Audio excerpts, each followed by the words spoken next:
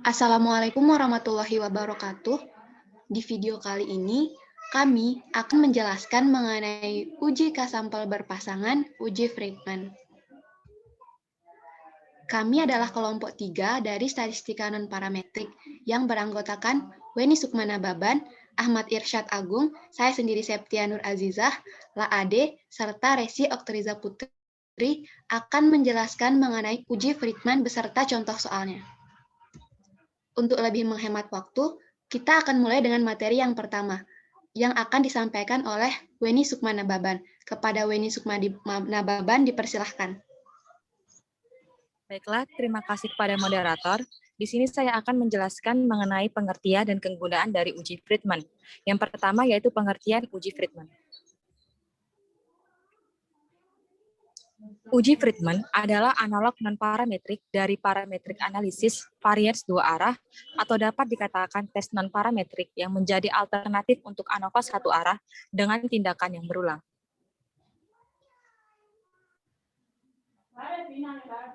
Yang kedua yaitu kegunaan dari uji Friedman. Next, yaitu untuk menentukan apakah ada perbedaan efek perlakuan antara sampel-sampel yang diambil dari populasi yang beda. Uji Friedman digunakan untuk menguji perbedaan antara kelompok ketika variabel dependen yang diukur bersifat ordinal. Saya kembalikan kepada moderator. Oke, untuk materi yang kedua akan disampaikan oleh Resi Oktriza Putri. Kepada Resi Oktriza Putri dipersilahkan. Baiklah, selanjutnya yaitu syarat dari uji ini. Next. Ada 3, yaitu yang pertama data minimal atau sekurang-kurangnya berskala ordinal. Yang kedua, jumlah perlakuan atau kondisi K lebih besar dari 2. Yang ketiga yaitu banyak perlakuan pada tiap-tiap sampel adalah sama. Next. Dengan asumsi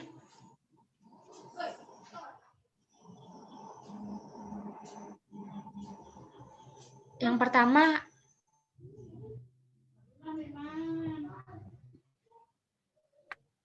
ada 3. Yang pertama yaitu asumsi kontinu, yang kedua tidak ada interaksi pasti dalam tiap kelompok dapat di-ranking berdasarkan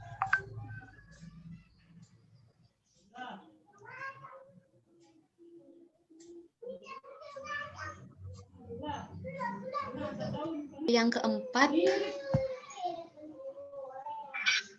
akan disampaikan oleh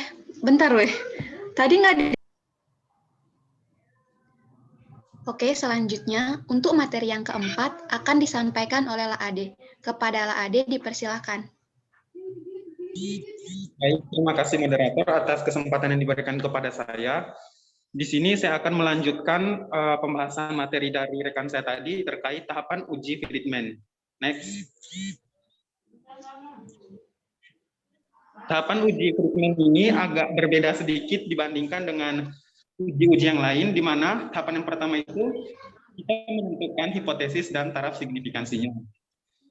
Tahapan yang kedua yaitu kita menyusun skor-skor ke dalam tabel dua arah. Tahapan yang ketiga kita menentukan ranking skor pada tiap sampel dari 1 sampai ke K. Yang keempat, kita menentukan daerah penolakan. Dan yang kelima, kita menghitung statistik ujinya. Yang keenam, yaitu kita menentukan keputusan dan membuat kesimpulan dari keputusan yang diperoleh. Next. Baik, yang pertama itu pendefinisian hipotesis. Seperti yang kita ketahui bahwasanya hipotesis itu ada 2, yaitu hipotesis nol dan hipotesis alternatif. Pada uji Friedman, hipotesis nolnya itu tidak ada perbedaan pada variabel dependen berdasarkan perlakuan 1, perlakuan 2, dan perlakuan 3. Hipotesis alternatifnya adalah terdapat perbedaan pada variabel dependen berdasarkan perlakuan 1, perlakuan 2, dan perlakuan 3. Next. Yang kedua itu kan adalah menyusun skor-skor hasil pengamatan, di mana skor itu dituliskan dalam tabel dua arah yang memiliki kolom dan n baris seperti yang telah ditampilkan pada layar. Di sini XIJ itu merupakan nilai ranking untuk sampel KI dalam J perlakuan. RJ itu merupakan jumlah ranking sampel dalam perlakuan ke J. I itu merupakan banyaknya sampel, di mana sampelnya itu bisa 1 sampai N. Sedangkan J itu merupakan banyaknya perlakuan, yaitu dari 1 sampai ke N. Next.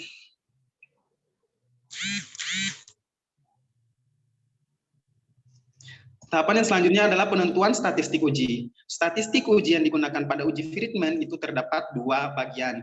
Yang pertama itu jika terdapat ranking yang kembar, dan yang kedua jika tidak ada ranking yang kembar. Jika terdapat ranking yang kembar, maka kita menggunakan rumus XR kuadrat sama dengan X kuadrat NK dikali dengan K kuadrat dikurang 1 diper dengan NK dikali K kuadrat kurang 1 dikurang dengan sigma TI pangkat 3 dikurang sigma TI. Di mana N di sini merupakan jumlah sampel, K ini merupakan jumlah perlakuan, RJ merupakan jumlah ranking pada perlakuan ke J, TI merupakan banyaknya ranking yang sama pada sampel ke I, dan sigma TI pangkat 3 dikurang sigma TI merupakan faktor koreksi. Nah, di sini karena terdapat ranking yang kembar, sehingga kita harus menggunakan faktor koreksi.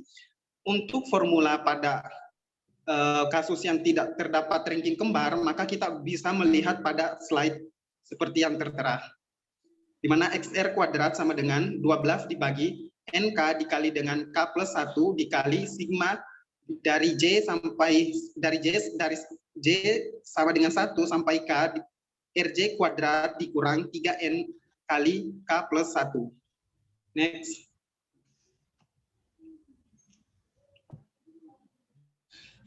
Tahapan yang berikutnya adalah penentuan daerah penolakan. Nah, untuk kriteria daerah penolakan apabila sampelnya kecil yaitu K sama dengan 3 dan K sama dengan 4 dengan N yang tersedia pada tabel N, itu pada buku Sidney Siegel itu akan ditolak H0 apabila nilai p-value itu kurang dari alfa. Dan kriteria yang kedua apabila sampelnya itu besar, di mana N dan atau tidak tersedia pada tabel N, maka gunakan tabel C atau chi-square dengan derajat bebas sama dengan K kurang 1. Di mana kriteria penolakan H0 itu adalah jika chi-square hitungnya itu lebih besar dari chi-square tabel. Terima kasih. Selanjutnya saya kembalikan kepada moderator. Baik, selanjutnya kita akan membahas mengenai latihan soal dari pemaparan materi yang telah disampaikan tadi. Yang pertama akan saya sampaikan sendiri, soalnya adalah di bawah ini adalah data jumlah korosi berbagai jenis logam pada 3 jenis segel. Selidikilah dengan uji Friedman apakah ketiga jenis segel mempunyai kemampuan menahan korosi yang berbeda dan gunakan taraf nyata 5%. Seperti data pada tabel soal, terdapat logam 1 sampai dengan 10 dengan segel A, segel B, dan segel C, dan masing-masing nilai observasi pada tiap kelompok. Langkah pertama yang harus kita lakukan untuk menyelesaikan permasalahan tersebut adalah kita harus mendefinisikan hipotesis dari soal tersebut. Seperti yang sudah dikatakan oleh pemateri tadi, terdapat 2 hipotesis, yaitu hipotesis 0 dan hipotesis alternatif.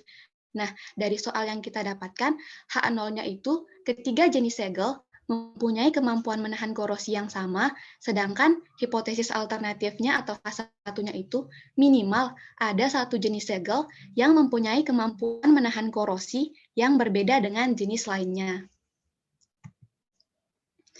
Langkah kedua yang harus kita lakukan adalah menentukan taraf signifikansi soal tersebut. Nah, karena di soal tadi sudah ditentukan taraf signifikasi yang digunakan 5%, maka kita gunakan taraf signifikansi 5% untuk analisisnya. Lalu langkah yang ketiga adalah kita memasukkan skor-skor hasil pengamatan ke dalam tabel 2 arah yang memiliki K kolom dan N baris. Tapi karena data di soal kita sudah dalam bentuk tabel 2 arah, maka kita akan gunakan data tersebut untuk analisis statistiknya. Lanjut, langkah keempat yang harus kita lakukan adalah pada setiap baris, skor kita beri ranking dari 1 hingga K, di mana skor paling rendah kita beri ranking 1, skor terendah kedua kita beri ranking 2, dan seterusnya. Hingga hingga ranking ke K. Lalu setelah kita berikan ranking pada setiap nilai observasi, kita akan menjumlahkan ranking pada setiap kelompok. Seperti pada tabel, logam 1 terdapat segel A, segel B, dan segel C dengan masing-masing nilai observasi. Nah, pada segel C ini nilai observasinya itu yang paling terkecil, sehingga segel C ini mendapat peringkat pertama. Begitu juga dengan segel A. Segel A ini nilainya lebih besar dari segel C, tapi kurang dari segel B, maka dia mendapatkan peringkat kedua. Dan segel B mendapatkan peringkat ketiga karena dia dengan nilai tertinggi. Begitu juga seterusnya sampai logam ke-10. Nah, setelah kita beri ranking pada setiap nilai observasi, kita jumlahkan ranking pada setiap kelompok dan kita dapatkan RA-nya itu 18, RB-nya itu 27, dan RC-nya itu 15. Setelah kita menjumlahkan ranking pada setiap kelompok, maka kita tinggal menghitung statistik ujinya. Yang kita gunakan adalah chi-square tanpa ranking karena dari data observasi yang kita miliki tidak terdapat ranking yang kembar. Di mana rumusnya itu 12 per NK dikali K plus 1 dikali sigma J sama dengan 1 sampai K, RJ kuadrat min 3N dikali K plus 1, di mana N-nya adalah 12, K-nya sama dengan 3, sigma RJ-nya itu seperti yang tertera pada tabel, yaitu RA-nya 18, RB-nya 27, RC-nya 15, dan didapatkan hasil chi-square hitungnya adalah 7,8. Karena pada tabel signisikal tidak terdapat N sama dengan 12, maka kita menggunakan chi-square dengan nilai alpha 5%. Nah, kita dapatkan chi-square tabelnya itu 5,991. Karena chi-square hitung lebih besar daripada chi-square tabelnya, maka keputusan kita adalah tolak H0. Lalu langkah yang terakhir adalah kita membuat kesimpulan dari analisis yang sudah kita lakukan.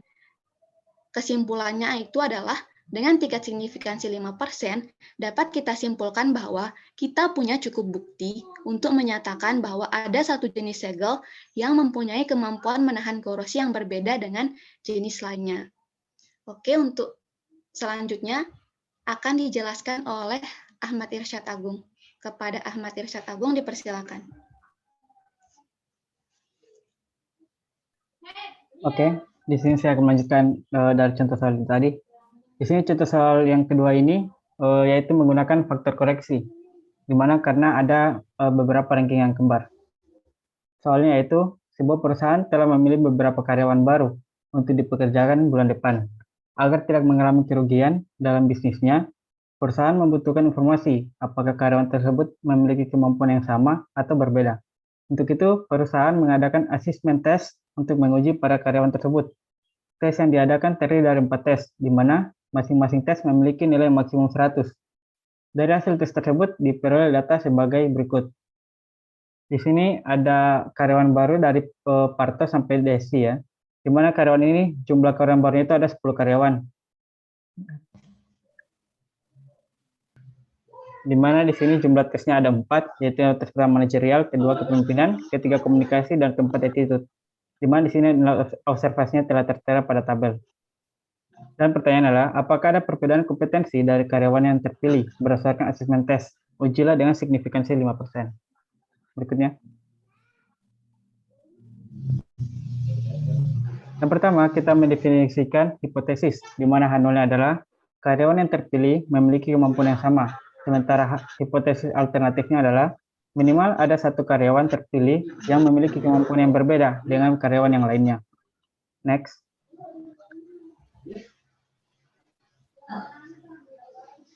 Yang kedua itu menentukan taraf signifikansi. Karena pada soal tadi telah ditentukan 5%, maka di sini kita menggunakan signifikansi 5%. Yang ketiga yaitu skor-skor hasil pengamatannya ditulis ke dalam tabel 2 arah yang memiliki K kolom dan N baris. Karena di soalnya tadi telah ada tabelnya, maka kita menggunakan tabel yang telah ada tadi. Next.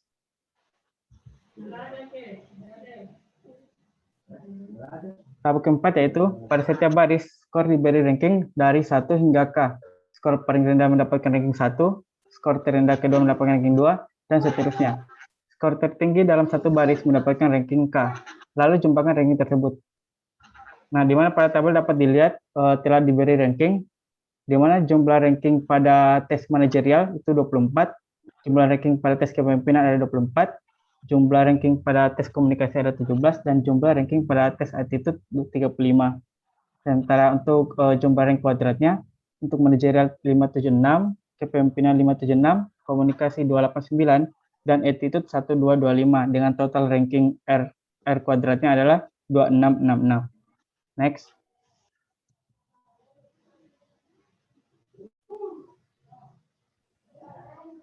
Berikutnya kita menghitung statistik uji, di mana rumus statistik ujinya adalah K² dikali NK dikali K kuadrat min 1 per NK dikali K kuadrat min 1 dikurang sigma TI pangkat 3 dikurang sigma TI.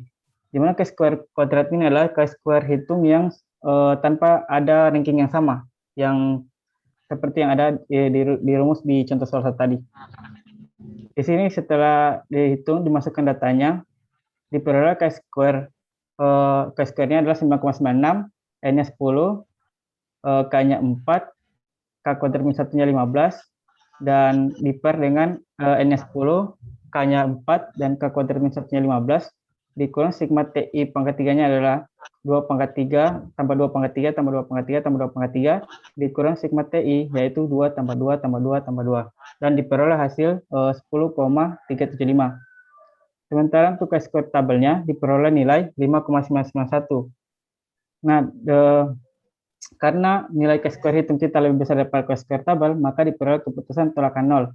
Jadi, kesimpulannya, dengan tingkat signifikansi 5%, dapat kita simpulkan bahwa kita punya cukup bukti untuk menyatakan bahwa ada satu karyawan terpilih yang mempunyai kemampuan yang berbeda dengan karyawan terpilih lainnya. Sekian dari saya kembalikan ke moderator. Baik, terima kasih kepada para pemateri. Demikianlah penjelasan mengenai uji Friedman. Semoga bermanfaat bagi teman-teman dan jangan lupa like, komen, dan subscribe. Terima kasih.